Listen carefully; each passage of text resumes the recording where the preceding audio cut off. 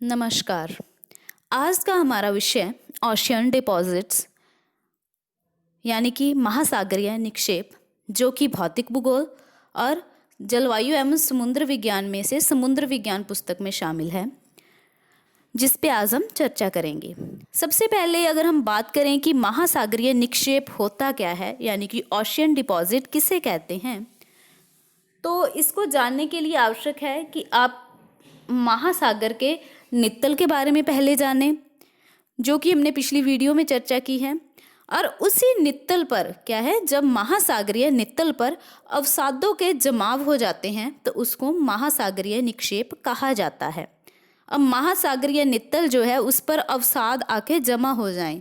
अवसादों में आप किसको शामिल करोगे, जो कि स्थल जनित भी होते हैं और जल जनित भी होते हैं, जिसके बारे में आगे हम चर्चा करेंगे। तो जब उन अवसादों का जमाव क्या है, महासागरीय नित्तल पर हो जाता है तो उसको महासागरीय निक्षेप कहा जाता है।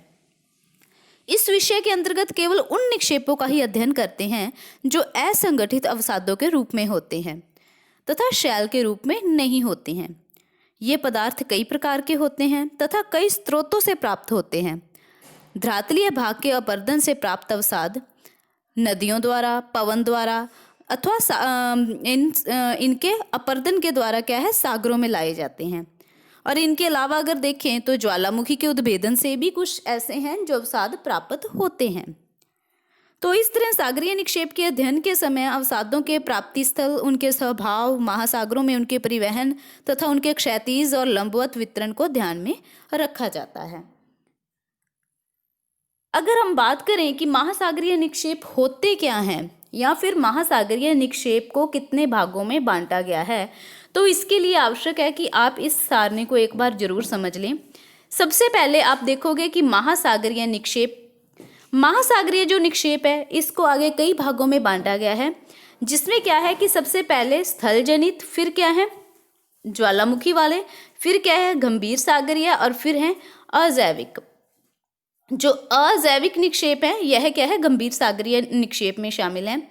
सबसे पहले हम बात करते हैं स्थलजात निक्षेप के बारे में, यानी कि स्थलजात या फिर जिसको भूमिज पदार्थ कहते हैं। तो इसके अंतर्गत किसको शामिल करते हैं, बजरी, रेत, सिल्ट यानी कि गाद, मृतिका मतलब क्या होता है, क्ले, पंक यानी कि मड। तो इन सभी को क्या है, स्थलजात निक्षेप में शामिल किया जाता है। अगर मैं बात करूं स्थलजनीय या फिर भूमिज जो पदार्थ होते हैं, तो इनका मतलब क्या है कि धरातलीय भाग पर अपक्षय की क्रिया के कारण चट्टानों के विघटन तथा जो वियोजन होता है, तो उनके कारण जो चट्टानों के बारीक से लेकर बड़े बड़े टुकड़े बिखर जाते हैं, उनको क्या कहते हैं, भूमिज पदार्थ या फिर स्थलीय पदार्थ कहा जाता है। तो आप समझ गए होंगे, यानी कि क्या है, धरातलीय भाग पर क्या हो जाए, जैसे मान लो धरातल है तो धरातलीय भाग पर कोई अपक्षय की क्रिया हो। अपक्षय का मतलब समझते हो, चट्टानों का टूटना, चट्टानों का विघटन या फिर वियोजन होता है। तो जब वो चट्टानें बारीक से लेकर, यानी कि उनके टुकड़े बारीक से लेकर बड़े बड़े टुकड़े क्या है जब बिखर जाते हैं, तो इन सब को क्या कहते हैं, भूमिज पदार्थ कहते हैं। जिसके अंतर्गत शामिल किसको किया जाता है, इसमें देख लो आप लोग, जिसमें बजरी, रेत, सिल्ट, गाद, मृतिका, पंक। और जो पंक होती है, पंक को आगे 3 प्रकारों में बांटा जाता है, नीली पंक, लाल पंक और हरी पंक। अगर हम एक बार पहले सारणी के बारे में बता देती हूँ, फिर इनका थोड़ा और अपने एक्सप्लेन कर लेंगे। अगर हम देखें ज्वालामुखी पदार्थों का निक्षेप क्या है, तो जैसे ज्वालामुखी में विस्फोट होता है, तो ज्वालामुखी में क्या है कि कई प्रकार के पदार्थों का निक्षेप सागरों के हो जाता है, जैसे उसमें लावा का निकलना, राख, प्यूमिस हो गया, तो ये सब अवसाद हो गए ज्वालामुखी के द्वारा। गंभीर सागरीय में देखोगे तो गंभीर सागरीय में क्या है, एक तो है जैविक और एक है अजैविक। जैविक के अंतर्गत 2 प्रकार आएंगे, नैरेटिक और पैलेजिक। ठीक है, नैरेटिक और पैलेजिक। अगर हम देखें सबसे पहले जो नैरेटिक है, जिसको तट तलवासी कहा जाता है, और इसके बाद आते हैं पैलेजिक, जिसको अगाध सागरस्थ कहा जाता है। जो पैलेजिक हैं इनको भी आगे 2 प्रकारों में बांटा जाएगा, एक चूना प्रधान और एक सिलिका प्रधान। चूना प्रधान कौन से होंगे, जिनमें चूने की मात्रा ज़्यादा होगी, और सिलिका प्रधान कौन से होंगे, जिनमें सिलिका की मात्रा ज़्यादा होगी। तो यानी कि चूने की मात्रा जिसमें ज़्यादा है वो 2 पर कौन कौन से हैं, टेरोपोड और ग्लोबेजिरीना। और वहीं अगर हम देखें सिलिका की मात्रा वाले तो उसमें रेडियोलैरिज्म और डायटम। तो ये क्या है, ये सिलिका प्रधान हो गए। अगर हम बात करते हैं इसके बाद अजैविक के अंतर्गत, या फिर इसको आप कार्बनिक बोल सकते हो, तो इसमें लाल मृत्तिका शामिल होगी यानी कि रेड क्ले शामिल होगा। तो इस प्रकार क्या है, यह महासागरीय निक्षेप है। तो सबसे पहले अभी इसमें बात करते हैं, जैसे अभी मैंने आपको बताया स्थलजात निक्षेप, स्थलजात या फिर भूमिज पदार्थ, जिसकी मैंने अभी आपको एक्सप्लेन भी बता दिया कि धरातलीय भाग पर क्या होती है, अपक्षय की क्रिया होती है। तो अपक्षय की क्रिया के कारण जब चट्टानों का विघटन या फिर क्या हो जाता है, वियोजन हो जाता है, तो उनके कारण जो चट्टानों के बारीक से लेकर बड़े बड़े टुकड़े बिखर जाते हैं, उसको क्या कहा जाता है, भूमिज पदार्थ कहा जाता है। अगर हम इसमें बात करें कि इसमें शामिल किस किस को किया जाता है, सबसे पहले इसमें नाम आता है बजरी का। बजरी से वैसे आप सभी लोग परिचित हो, ग्रेवल। बजरी में क्या है कि इसमें क्वेश्चन भी पुट होते हैं, अक्सर नेट के एग्जाम में देखा गया है। इसमें क्वेश्चन जो आते हैं कि सामान्यतः बजरी का आकार कितना होता है। बजरी के भी आगे जैसे क्या है 3-4 प्रकार हैं, तो उनका भी आकार पूछा जाता है, या फिर ऐसे कहा जाता है कि इनको आकार के आधार पर अवरोही या फिर आरोही क्रम में व्यवस्थित करें। तो सबसे पहले अगर आपको बजरी का आकार बताएं, तो बजरी के अंतर्गत कणों का जो आकार होता है वो 2 से 256, इस चीज़ को ध्यान में रखना कि 2 से 256 mm यानी कि मिमी जो आकार होता है कणों का, वो किस में शामिल होता है, ग्रेवल में यानी कि बजरी में शामिल होता है। अब इसमें अगर हम देखें तो 256 mm वाला जो व्यास का टुकड़ा होगा उसको हम बोलते हैं गोलाशम। जो 64 से लेकर 256 mm के बीच वाला होगा उसको बोलते हैं गोलाशमिका। और इसके बाद अगर हम देखें 4 से 63 mm व्यास वाला, तो 4 से 63 mm व्यास जिसका होगा वो होगी गुटिका। और इसके बाद बचता है 2 से 3 mm व्यास वाला, उसको बोलते हैं कणिका। तो इस प्रकार क्या है, जो बजरी है इसको आगे कई प्रकारों में बांटा गया है। 2 से 256 mm व्यास वाला जो कण होगा, कण का आकार होगा, उसको बजरी में शामिल किया जाता है। और इसके आगे 2 से 3 अगर देखें तो 2 से 3 वाले का भी मैंने आपको बताया कणिका। 4 से 63 यानी कि 3 से बड़ा हो जाएगा तो 4 से 63 के बीच वाला गुटिका। फिर 63 से ऊपर यानी कि 64 से 256 वाला होगा, वो अपने क्या शामिल करेंगे, गोलाशमिका। और 256 से भी अधिक अगर किसी का व्यास है तो वो गोलाशम में काउंट होगा। तो इस प्रकार ये क्या है, बजरी के अंतर्गत शामिल है। इसके बाद अगर हम सेकंड नंबर पे बात करें इसमें स्थल में, तो वो है रेत। रेत के बारे में भी आप सभी जानते हो, बस इसमें डिफरेंस क्या है कि इसके जो कण का साइज है या फिर आकार है, तो सिर्फ उनके आधार पर क्या है, इनमें अंतर आता है। तो जो रेत है इसके अंतर्गत 1 mm से 1/6 mm व्यास वाले कण, यानी कि 1 से लेकर 1/6 mm जिसका व्यास है, जिस कण का, वो किस में शामिल है, रेत में शामिल है। तो रेत भी कई प्रकार की होते हैं, अत्यधिक मोटी रेत या फिर ओनली मोटी रेत, फिर मध्यम रेत, फिर बारीक रेत। तो जो अत्यधिक मोटी रेत वाला है वो 1 mm वाला हो गया। जो ओनली मोटी रेत लिखेंगे वो 0.5 mm वाला होगा। जो मीडियम सैंड्स में आएगा यानी कि मध्यम रेत में आएगा वो 0.25 mm में होगा। और जो क्या है कि बारीक रेत में आएगा वो 1/16 वाला इसमें काउंट हो जाएगा। तो इस प्रकार क्या है, ये रेत के प्रकार हो गए। अब इसके बाद हम आगे बात करते हैं, तो आगे इसमें क्या चीज़ शामिल है, सिल्ट, मृत्तिका तथा पंख।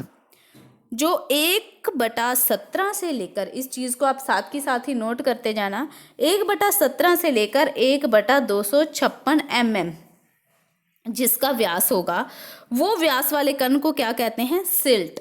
इस चीज़ को नोट कर लेना कि 1/17 से लेकर 1/256 मिमी व्यास वाले कण को क्या कहते हैं, सिल्ट कहा जाता है। और अब इसी से आगे 256 तक तो हो गया, 1/257 से शुरू करके और यहाँ तक 1/8192 mm, इस चीज़ को भी नोट कर लेना कि 1/257 से लेकर 1/8192 mm के व्यास वाला जो कण है उसको किस में शामिल करते हैं, मृत्तिका में शामिल किया जाता है। तो और इसके बाद जो कण आते हैं मृत्तिका के, तो उसको क्या बोलते हैं, इसके बाद वाले कणों को, यानी कि उसका पंख कहा जाता है। पंख अगर हम देखें, पंख आप लोग हो सकता है कि हिंदी में आपने इसका कभी ना सुना हो, पर मड आप लोग सभी उससे परिचित हो गए। मड का यूज अक्सर होता है, तो जो मड है उसको क्या कहा जाता है, पंख कहा जाता है। जो मरे महोदय एक जियोग्राफर थे, तो इन्होंने क्या किया कि पंख को रंग के आधार पर 3 प्रकारों में बांटा है। यानी कि ये जो पंख थी इसके भी आगे उन्होंने क्या किए हैं, 3 प्रकार किए हैं। अगर हम पंख के 3 प्रकारों की बात करें तो इसमें एक आ जाता है ब्लू मड यानी कि नीली पंख, और एक आ जाता है रेड मड यानी कि लाल पंख, और एक इसमें आ जाती है ग्रीन पंख यानी कि हरी मड। तो ये जो है नीली जो पंख है या फिर ब्लू मड है, तो जब उसमें क्या होगा कि लोहे के सल्फाइड तथा जैविक तत्व होंगे चट्टानों के, जब इन दोनों के संयोग से क्या है चट्टानों का विघटन होता है, तो उसमें जो पंख बनती है या फिर मड बनता है उसको क्या कहा जाता है, ब्लू मड कहा जाता है। और रेड मड की बात करें तो जब लोहे की ऑक्साइड की मात्रा ज़्यादा होगी तो इससे जिस पंख का निर्माण होता है जिसमें लोहे की ऑक्साइड की मात्रा ज़्यादा हो तो उसको क्या बोलते हैं, रेड मड बोल देते हैं। और वहीं ग्रीन मड की बात करें तो जो नीली पंख के सागरीय रासायनिक अपक्षय के कारण जब इसके रंग में परिवर्तन हो जाता है तो वो किस में शामिल हो जाती है, हरी पंख में शामिल हो जाती है। तो इस प्रकार क्या है कि ये जो मैंने अभी निक्षेप के बारे में बताया है ये कौन से थे, स्थलीय या फिर भूमिज पदार्थ, ठीक है, जिसको क्या बोलते हैं, अपने स्थलीय अवसादों का निक्षेप भी कहा जाता है, जिसमें मेन देखें तो बजरी, रेत और सिलिका, मृतिका, पंख, इन सभी को शामिल किया जाता है। इसके बाद हम बात करते हैं ज्वालामुखी पदार्थों की। ज्वालामुखी के उद्गार से प्राप्त पदार्थों का निक्षेप जब सागरों में होता है तो ये क्या होता है, 2 स्रोतों में होता है। इस चीज़ को ध्यान रखना कि इसका जो निक्षेप होगा वो 2 स्रोतों में होगा। प्रथम अगर हम बात करते हैं तो धरातलीय भागों पर ज्वालामुखी के उद्गार से प्राप्त पदार्थों के विघटन होने से, ठीक है, जब धरातलीय भाग पर ज्वालामुखी के पदार्थों का विघटन होता है तो उनका आकार बारीक हो जाता है, यानी कि उनका आकार क्या हो जाता है, छोटा हो जाता है, जिससे क्या है कि पवन जिसको उड़ाकर, या आप इसको बोल सकते हो विंड के इरोजन के कारण क्या होता है कि यह सागर में ले जाई जाती है। तो जब वर्षा का जल इन्हें नदियों के सहारे सागरों में पहुंचा देता है, यानी कि ये जो इरोजन है या अपवर्दन है तो ये 2 रूपों में होता है। 2 रूप कौन कौन से आ गए, जैसे इसमें हवा उड़ाकर लेके चली जाए, या फिर क्या होता है कि नदी का पानी जो है पानी बहाकर इसको सागर में ले जाए, तो ये इसका क्या हो गया कि इस तल के ऊपर इसका जमाव हो जाएगा, ठीक है, नित्तल, महासागर के नित्तल के ऊपर, तो ये अवसाद हो गए, अवसादों का निक्षेप हो गया तो उसको क्या बोल दिया, महासागरीय निक्षेप बोल दिया। और इसमें सेकंड नंबर अगर हम देखें तो महासागरों के अंतर्गत ज्वालामुखी के उद्भेदन के कारण ज्वालामुखी पदार्थ सीधे ही सागरों में जमा कर दिए जाते हैं, ठीक है ना। कई बार क्या हो जाता है कि महासागर के अंदर ही ज्वालामुखी का उद्भेदन हो जाता है तो उसमें तो पदार्थ सीधे ही सागर में जमा हो गए, ठीक है। कई बार जैसे मान लो स्थलीय भाग पर हुई, धरातलीय भाग पर हुई, तो उसको पवन या फिर नदियों के द्वारा सागर में पहुंचा दिया, और अगर सागर में सीधा ही ज्वालामुखी विस्फोट हो गया तो वो तो ऑलरेडी उसका जमाव कहाँ पे होगा, सागर के नित्तल के ऊपर हो जाएगा। तो इस कारण क्या है, ये 2 रूपों में इसका क्या हो जाता है, जो महासागर के तल है उसके ऊपर निक्षेप हो जाता है, तो इसको क्या बोल देंगे, महासागरीय निक्षेप, ठीक है, ओशियन डिपॉजिट इसको कहा जाएगा। और अगर हम सागरों के किनारे पर देखें तो बड़े कणों वाले ज्वालामुखी पदार्थ भी मिलते हैं जिन्हें ज्वालामुखी रेत कहते हैं, और ज्वालामुखी का जमाव अगर देखें तो नीली पंख के द्वारा समान होता है, और इनका रंग अगर देखें तो भूरा और काला होता है। इसके बाद हम बात करते हैं जैविक की। जैविक जो निक्षेप हैं, ठीक है, जैविक निक्षेप की अगर हम बात करें तो अभी आपको बताया था कि इसको क्या कहते हैं, जैविक निक्षेप को ऑर्गेनिक यानी कि कार्बनिक पदार्थ भी कहा जाता है। इस स्रोत का जमाव क्या है, सागर स्वयं करते हैं। इसके अंतर्गत अगर देखें तो सागरीय जीवों के अस्थि पंजर हो गए, ठीक है, जैसे कोई जीव है तो उसकी अस्थियां हो गई, या फिर कोई वनस्पति का अवशेष हो गया, तो वो सब क्या है इसमें शामिल किए जाते हैं। अगर इसमें बात करें हम सागरीय जैविक निक्षेप में, तो जैविक निक्षेप क्या है, आप देख सकते हो डायग्राम में, ये 2 भागों में बटा हुआ है। 2 भाग अगर देखें तो 2 भाग इसमें कौन कौन से शामिल किए जाते हैं, तो जो मेन अगर हम बात करते हैं तो इसमें 2 भाग रखे जाते हैं, नैरेटिक और पैलेजिक, ठीक है, नैरेटिक और पैलेजिक। अगर हम बात करते हैं नैरेटिक का, जैसे हमने पहले अभी सारणी में देखा था, आप इसमें देख सकते हो कि इसमें क्या है, जो गंभीर सागरीय निक्षेप था इसका दो प्रकार में हुआ था। गंभीर सागरीय निक्षेप का मतलब क्या होता है कि जैसे नैरेटिक और पैलेजिक जो था, अगर हम सबसे पहले नैरेटिक की बात करें तो नैरेटिक में क्या शामिल है कि सागरों से मिलने वाले जीव जंतुओं के अवशेष हो गए, अवशेषों से प्राप्त जो पदार्थ होते हैं उनको नैरेटिक बोलते हैं। इस चीज़ को ध्यान में रख लेना। नैरेटिक के अंतर्गत किसको शामिल करेंगे, जो जैविक में नैरेटिक का नाम लिया गया है, तो नैरेटिक में शामिल करेंगे अगर क्या है कि सागरों में किसी जीव जंतु के अवशेष मिल जाएं।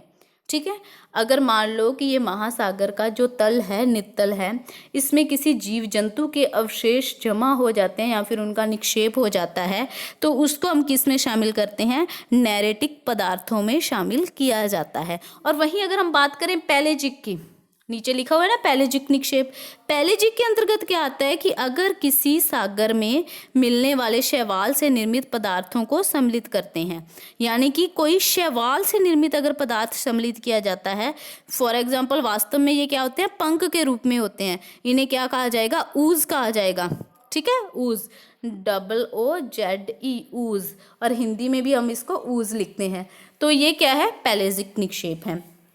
अब हम इसके अंतर्गत सारणी में देखते हैं कि जैसे क्या है कि जो जैविक पदार्थों का निक्षेप हो रहा था, जैसे इसमें पैलेजिक जो डिपॉजिट हो रहे थे, पैलेजिक डिपॉजिट में क्या है कि हमने इसमें इसको दो भागों में बांट दिया पैलेजिक में। जैसे क्या है, एक चूना प्रधान और एक क्या है, सिलिका प्रधान। चूना प्रधान की अगर बात करते हैं तो सबसे पहले अगर हम बात करें चूना प्रधान की, तो चूना प्रधान के अंतर्गत क्या है, इसको दो भागों में बांटा गया है, टेरोपोडूज और ग्लोबेजिरिनाउज। चूना प्रधान का मतलब क्या लोगे कि जिसमें क्या हो, अधिकांश मात्रा चूने की हो, यानी कि चूने के अंश की अधिकता के कारण ये पदार्थ अधिक गहराई पर नहीं पाए जाते। इस चीज़ को भी आप ध्यान में रखना कि अगर किसी चीज़ में चूने की मात्रा ज़्यादा होती है तो वो ज़्यादा गहराई पर नहीं मिलता। क्यों? क्योंकि ये शीघ्र ही घुल जाते हैं और इसकी स्थिति नॉर्मल जो है 1000 से 2000 फैदम के बीच होती है। इस चीज़ को ध्यान रखना कि 1000 से 2000 फैदम, फैदम का मतलब समझते हो, ठीक है, जो समुद्र में गहराई के मतलब नापने में यूज़ किया जाता है। तो इसके अंतर्गत अगर चूना प्रधान ऊज में देखें तो इसको मुख्य रूप से दो भागों में बांटा जाता है। दो भाग कौन कौन से हैं, टेरोपोड और ग्लोबेजिरेना। सबसे पहले हम बात करते हैं टेरोपोड की। टेरोपोड क्या होता है कि ये मोलास्क जीव टेरोपोड द्वारा इस ऊज का निर्माण होता है, यानी कि टेरोपोड जीव के द्वारा, जिसमें कैल्शियम कार्बोनेट 80% पाया जाता है। इस चीज़ को भी नोट कर लेना कि टेरोपोड में कैल्शियम कार्बोनेट जो है यह 80% पाया जाता है। इन जीवों के कोश पतले होते हैं और इनका व्यास अगर देखें तो 1.5 इंच की होती है। और अगर देखें कि इनकी गहराई की बात करें तो ये ज़्यादा गहराई पर नहीं पाए जाते हैं। इनकी नॉर्मल जो गहराई है वो 2000 फैदम के बाद तो पूर्णतः अदृश्य हो जाती है, यानी कि 2000 फैदम से अधिक तो ये गहराई पर नहीं दिखेंगे। इसके बाद अगर हम बात करें ग्लोबेजिरिना की, तो ग्लोबेजिरिना क्या है, ये चूना प्रधान ग्लोबेजिरिना जीव के कोश से इसका निर्माण होता है। इसका रंग जो होता है वो दूधिया यानी कि सफ़ेद होता है, परंतु इसके अगर देखें तो इसके अलावा इसका रंग नीला, भूरा, पीला, हरा भी होता है। और इसकी रासायनिक संरचना में कैल्शियम की अगर देखें, जो टेरोपोड में तो 80% था, इसमें कैल्शियम देखें तो 64.47%। इस चीज़ को भी नोट कर लेना कि 64.47% इसमें कैल्शियम। सिलिका तत्व देखें तो 1.64%, खनिज देखें तो 3.33% इसमें पाए जाते हैं। और इनकी अगर गहराई देखें तो ये 2000 से 4000 फैदम के बीच ही मिलेगी, इससे ज़्यादा गहराई पर ये नहीं पाए जाते हैं। तो यानी कि ये 2000 की गहराई तक, ये 2000 से 4000 की गहराई तक ही पाए जाते हैं, फैदम में गहराई बता रहे हैं। इसके बाद अगर हम बात करें सिलिका प्रधान की, सिलिका यानी कि जिसमें सिलिका के अंश की अधिकता होगी, ये सिलिका प्रधान अंश हो गए, इसमें चूने की कमी होएगी, ठीक है, और चूने की कमी के कारण यह ऊज जो है ये जल्दी नहीं घुलेगी। अगर इसमें हम बात करें, सबसे पहले आती है रेडियोलेरियन ऊज।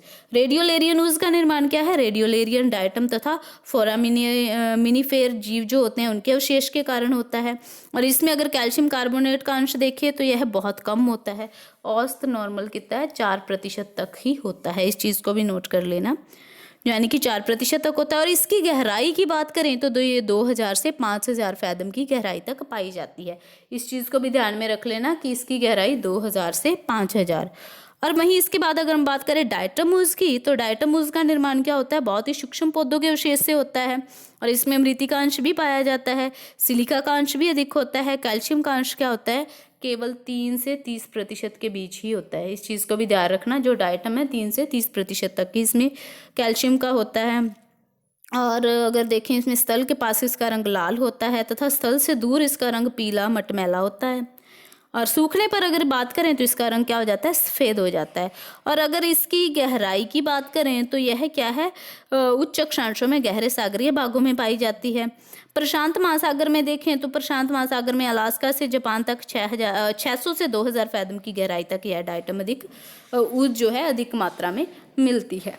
तो इस प्रकार क्या है, ये हमने बात की चूना प्रदान और सिलिका प्रदान ऊर्ज के बारे में। अब हम बात करते हैं अजैविक ऊर्ज की, जिसको क्या बोला जाता है, कार्बनिक इनऑर्गेनिक बोला जाता है। और इसका अगर हम मतलब देखें तो क्या है, महासागरीय जल के तापक्रम में परिवर्तन के कारण रासायनिक परिवर्तन होते हैं, जिसके कारण कई गहराई में अकार्बनिक खनिज तथा अथवा तत्व जो है वो महासागरों में जमा हो जाते हैं।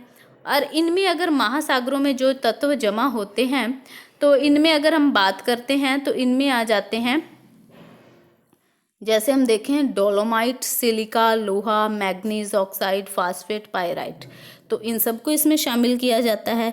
और इसमें अगर देखें तो सागरों में रासायनिक परिवर्तन के कारण कार्बनिक तथा अकार्बनिक पदार्थों में इनका मिश्रण तो हो जाता है और उनमें विभाजन करना इसका कठिन होता है। इसमें अगर देखें तो मुख्य रूप से क्या है, रेड क्ले शामिल है। रेड क्ले की बात करें यानी कि लाल मृतिका, जो लाल मृतिका है यह क्या है, अकार्बनिक पदार्थ में लाल मृतिका सर्वाधिक महत्वपूर्ण है। क्यों? क्योंकि अगाध सागरीय जमाव में यह सबसे अधिक क्षेत्रों में मिलती है। इसका निर्माण में एल्यूमिनियम के सिलिकेट, लोहे के ऑक्साइड, इनकी मात्रा ज़्यादा होती है। और इसमें अगर देखें तो ज्वालामुखी के विघटन से पदार्थों का अंश भी होता है और कुछ मात्रा में सागरीय जीव भी खिसने के कारण भी पाए जाते हैं। अगर इसकी गहराई की बात करें तो यह 2700 फैथम से अधिक गहरे भागों में पाई जाती है। इस चीज़ को ध्यान में रखना, 2700 फैथम से अधिक गहरे भागों में पाई जाती है। तो इस प्रकार क्या है कि एक बार फिर आपको बताएं कि जो हमने अभी बात की जैविक निक्षेपों की, जैविक निक्षेप में क्या था कि इनको 2 भागों में बांटा गया, यानी कि नैरेटिक और पैलेजिक। पैलेजिक की बात की तो पैलेजिक को 2 भागों में बांटा गया, चूना प्रदान और सिलिका प्रदान। चूना प्रदान में अगर हम देखें तो टेरोपोड और ग्लोबेजिरिना, और वहीं अगर हम बात करें सिलिका प्रदान में तो सिलिका में रेडियोलिज्म और डायटम। और वहीं अकार्बनिक निक्षेपों में बात करें या फिर अजैविक निक्षेपों में बात करें तो इसमें मुख्य रूप से शामिल किया गया है रेड क्ले को, यानी कि लाल मृतिका को इसके अंतर्गत शामिल किया जाता है। और वहीं अगर हम बात करें इसके वर्गीकरण में तो मेन योगदान जो देखें तो मर्रे महोदय का और जेनकिन का वर्गीकरण जो है वो बहुत महत्वपूर्ण माना जाता है। तो आप इसमें जब महासागरीय निक्षेप करोगे तो इसकी गहराई से संबंधित जो अभी आपको बताइए उस चीज़ को ज़रूर नोट कर लेना, क्योंकि अक्सर नेट के एग्ज़ाम में ये चीज़ देखी गई है, या तो वो इनकी गहराई से संबंधित प्रश्न पूछते हैं कि सबसे अधिक गहराई में कौन सी ऊर्ज पाई जाती है, या फिर जैसे चूना प्रधान ऊर्ज है तो उसका गहराई कितनी है, या फिर सिलिका प्रधान ऊर्ज में अगर हम डायटम देखें तो उसकी कितनी गहराई तक ये मिलेगा। और इसके अलावा क्या है जो इसमें क्वेश्चन पुट होते हैं कि जैसे बजरी, रेत हो गया, पंक हो गया, तो इनके कणों का व्यास के आधार पर क्या है क्वेश्चन पुट कर लेते हैं। तो आई थिंक कि आपको ये महासागरीय निक्षेप जो है इसके बारे में पता चल गया होगा। फिर भी अगर बात करें हम महासागरीय निक्षेप यानी कि ओशियन डिपॉजिट की, तो जो महासागर के नित्तल जिसके बारे में हमने पहले पढ़ लिया है, जो नित्तल थे, तो उन नित्तल पर अगर किसी अवसादों का जमाव हो जाता है तो उसको महासागरीय निक्षेप कहा जाता है। तो आई होप कि आपको महासागरीय निक्षेप के बारे में पता चल गया होगा। तो इस सब को आप अच्छे से नोट जरूर कर लेना। Thank you.